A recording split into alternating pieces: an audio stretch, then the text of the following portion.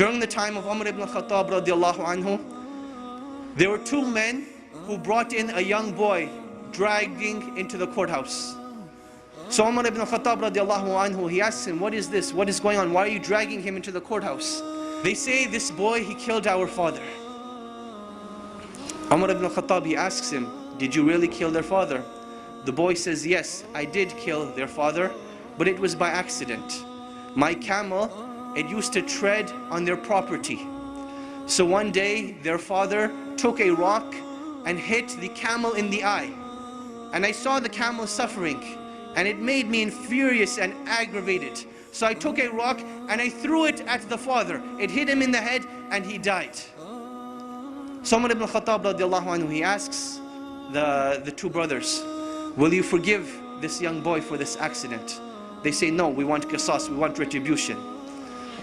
So Umar ibn Khattab radiallahu anhu, he asked the young boy, do you have any last words, any last wishes, any last requests? And the young boy says, yes, my father passed away and I have a younger brother.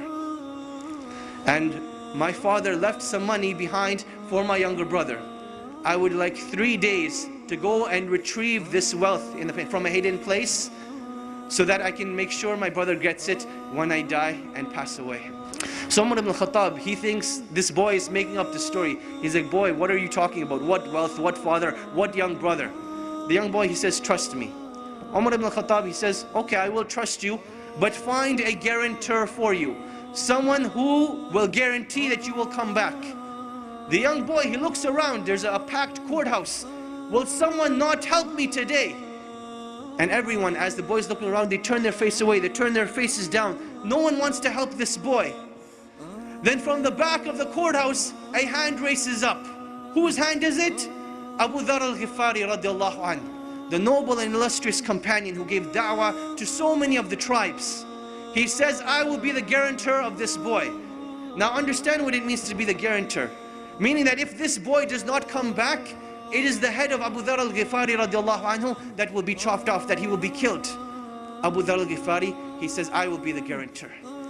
So the boy goes away. The first day goes by, the boy is nowhere to be seen. The second day goes by, the boy is still nowhere to be seen. Asr time comes on the third day. The two brothers go to Abu Dharr al-Ghifari radiallahu anhu, and they say, come with us to the courthouse. It is time.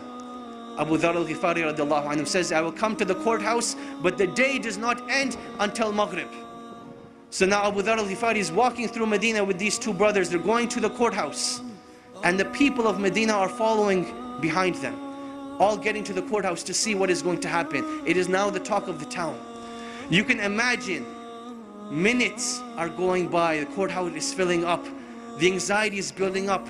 Will Abu Dharr al-Ghifari have his life sacrificed for the mistake of a boy? And literally minutes before the adhan of Salatul Maghrib, the boy rushes in. People are now shouting, they're happy, they're wondering what's going to happen, will everyone be forgiven, will everyone be happy, what's going to happen? So the boy comes in, the adhan for Maghrib hasn't gone. Umar ibn Khattab radiallahu anhu, he asks the boy, oh boy, why did you come back? I did not send a spy behind you, I did not send anyone to follow you. What made you come back? He said that I did not want anyone to say that a Muslim gave his word and did not fulfill it. So I came back. Umar ibn Khattab, he turns to Abu Dharr and he says, oh Abu Dharr, what made you want to be the guarantor of this boy? He says, I saw a Muslim in need and I did not want anyone to ever say that a Muslim was in need and no one was there to help him. So I raised my hand to be his guarantor.